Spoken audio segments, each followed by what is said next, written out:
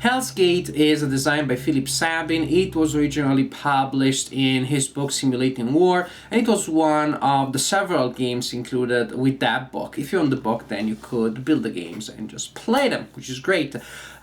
And I own the book and I read the book, and I think it is a great book. It is an absolute must for anyone who is interested in wargaming at any level. You need to read that book. In any case, for whatever reason, I had never built my own copy and never played the game, and then I saw the Victory Point Games had released their own printed version of the game. Boxed edition, printed with the very pleasant, very high quality components that have become typical of recent Victory Point releases. So I was very happy about this, and that motivated me to try the game. So, well, here I have it, and I played it. The game is about the Battle of the Korsun Pocket in Ukraine in 1944, Germans versus Soviets. It is a two-player game. It also plays very well solitaire. It is at the introductory level. Definitely it is a very straightforward, very simple war game, but it has a lot of interesting little things here and there that give a lot of flavor to the game, a lot of historical flavor, historical feel to the design. In any case, let me show how the game plays. This is the map of the game. Here you see the mounted version, which is put together by combining the pieces that come together like the pieces of a puzzle, just like that. Of course, you can do like that. You can show to a person how you disassemble it and put it together again, and then you mess up, set up. But if you don't like the puzzle version, you can also use the paper version of the map that comes with the game too. And it is pretty nice too. Thick, glossy paper. They're both nice. I prefer the mounted map, even though you can see the contour of the puzzle pieces. Here you see the setup with the Russian units forming a scattered line, a broken line around the line of German units. Definitely you can see the shape of the pocket here. Korsun is here, and well, let me first show you the units in the game. Gray units, of course, are German units. Red and brown are Soviet units. Each unit has a symbol representing a type of unit that marker, the counter represents. And there are setup instructions, the hex in which the unit starts the game, and then each unit only has a number printed on it, and that is the combat strength. If there are no brackets around the number, then that number is used both in defense and in attack. If there are brackets around the combat strength, then that number is the defense value, and the number may be multiplied in attack, maybe tripled or doubled depending on the circumstances. Now let me tell you about the structure of each turn. The Soviet player goes first and starts by receiving reinforcements if there are any scheduled to arrive that turn, and by checking supplies. You have to demonstrate that your units are in supply, that they can trace an uninterrupted line of access to a supply source, which is represented by that symbol, by access with that symbol, and that line of supply must not cross an X that contains enemy units or contains an enemy zone of control. Each unit projects a zone of control in the 6 hexes surrounding it. So those are, for example, the zones of control of that unit. And if you're out of supply, there is a penalty that applies to movement. Units that are out of supply can only move by 1 hex per turn, and also there is a penalty in combat, which actually is the main problem here, even more so than movement, and I'll show you why. Then the Soviet player resolves combat. Yes, in this game, the combat phase comes before the movement phase, which is something you do not see very often, but I kind of like it. I like the idea that if you maneuver, if you move, if you approach the opponent, then actually the opponent will get a chance to attack you next turn, during his next turn, before you can attack. So there is that extra challenge there. Units can only attack adjacent enemy units, And there's no stacking limit in this game. You could have all of your army in a single hex, but it is not a great idea because such overstacked or over-concentrated hexes are not very efficient. Only a certain amount of units can attack out of a next side. Only 2 units can attack. So you could have 20 units here, but only 2 units are going to be able to attack that enemy. And the same applies, or similar things apply to defense, because only 3 German units or 2 Soviet units are going to be able to defend. Again, so that means that the majority of your units are going to sit there and do nothing if you over-concentrate an X. So, several hexes can combine their strength against a single enemy hex. You total the combat strength of the attacker, that of the defender. You come up with an odds ratio of the attacker's strength as opposed to the defender's strength. You find the corresponding column on this table, and then column shifts may apply based on the circumstances. For example, there will be column shifts if unsupplied units are involved in combat, defending or attacking units that are unsupplied, if ground conditions are mud, terrain of the defender, things like that. You find the right column, you roll a die, and then you look at the results. I know what you're thinking looking at this. You think that the number on the left of the slash applies to the attacker and the other one of the defender. Nope, that's not correct. Both of these numbers apply to the defender, even though only one of them will apply in each combat. How so? Well, because before you roll a die, you have to declare whether your attack is going to be a regular one or an all-out attack. You can declare an all-out attack if you have at least one healthy 2-step unit in your attacking force.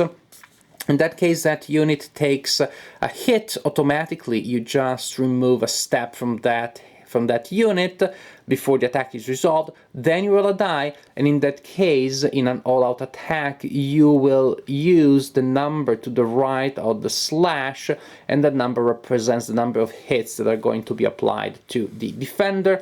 If the attack is regular, then the attacker doesn't take a hit. That means that by default, the attacker is not going to be hurt in an attack, but in that case, when you resolve combat, then you apply the number to the left of the slash to the defender. That means you inflict less damage on the defender. Step losses, well, hits are taken usually as step losses, but the defender has the option of absorbing the last hit as a retreat instead of a step loss, so the defender can choose to move out of an X to absorb the last hit. However, units that retreated receive a retreated marker that is placed on them, and these units are not going to be able to act during the next turn of the player that retreated his units. This is pretty much how you resolve combat. After combat, the active player, which is the Soviet player first in a turn, can execute movement. All units move at least by 1 hex, but some units, such as tanks or panzers, can move up to 2 hexes, but not always. Only until snow conditions continue. The game starts with the terrain being covered in snow. Starting from turn 2, you roll a die, and depending on the result, the terrain may turn into mud, and the mud conditions will then persist until the end of the game. When mud is on the ground, then all units can only move by 1 hex. Nobody can move 2 hexes in a single turn anymore, and also there are penalties that apply to combat. There are then other specific rules that apply to specific turns, well, rules such as the one that I just told you about, the one about mud. There are such rules about hexes that can be entered or not entered in specific turns, certain types of behavior that units have to follow, certain restrictions that will bind the unit's actions in certain turns. All of these rules add historical flavor, add complexity to the game. I have to say, in a way, there are more of these specific special rules than I expected, since the design is so straightforward, the mechanics are so economic. Then I also would have expected to see less specific rules applying to this turn or that turn only or that other turn only. But nothing that really bothered me, nothing that's gonna scare a grognard or even just a regular light-to-wear gamer. You play the game until the end of turn 8. At that point, you assess victory. How you do so? Well, you count victory points, and those are based on elimination of enemy steps and control of enemy supply sources at the end of the game. And the player with the highest amount of points at that point is the winner. The game gets its own job done. The job is to introduce players to the topic, and definitely that happens. There is no doubt there. You play the game, you get to understand the battle, you get to understand the situation, the challenges that the two sides were facing. A lot of things have been built into the system. There's a lot of historical feel that comes across through the design, and at the same time it is an extremely playable design. You can introduce anybody to the game easily, non-war gamers and war gamers alike. Anybody can play this game, and the game is still fun to play. This is very important. There are a lot of challenges, a lot of decisions for the players. It seems to me that the general course of the action, especially early on, is decided by the way in which the Soviet player is going to concentrate his attacks. The Soviet player can try to concentrate forces around the area of Kherson to cut supplies for the units that are defending there. There's a special rule that says they still have some limited supplies thanks to the airlifts that are bringing stuff in. In any case, of course, you have an advantage if you surround those German defenders and you start slaughtering them, and that will give you points at the end. Or you can try to concentrate on pushing against the enemy supply lines and try to take control of those. The Serb player will have to decide what to do there, and early on in the game the German player will have to try to respond and defend, and maybe try to threaten some of the Soviet supply lines, even if just as a psychological deterrent. When opportunity arises, so it may be a good idea to try to do that. Later in the game, as the game progresses, German reinforcements come in slowly but steadily, and there's a point in which actually they reach a certain critical mass, and there's a serious possibility that the German player will be able to start pushing back, so the Soviet player will have to respond to that. The weather is a nice touch, and that can definitely change the situation on the board a lot. You may have mud conditions starting from turn 2 for the rest of the game, or you may never have mud conditions in the game. Things will change. Thanks to these things, that is, different strategies that the Soviet player can test, different weather conditions, thanks to these things, the game has a fair replay value. But this is not going to be a game that you will be able to play every week for a year or two or for the rest of your life. I think that the overall replay value is still going to be fairly limited. This is probably the only somewhat weak point of the design. There aren't many hexes on the map, there aren't many units involved, there's only one scenario, and that's fine because it is such a nice historical picture. I don't know that you need fantastic what-if scenarios. Still, nevertheless, that is the situation that you're facing, that your opponent is facing. And the situation more or less will tend to look similar from game to game. That's probably the only thing.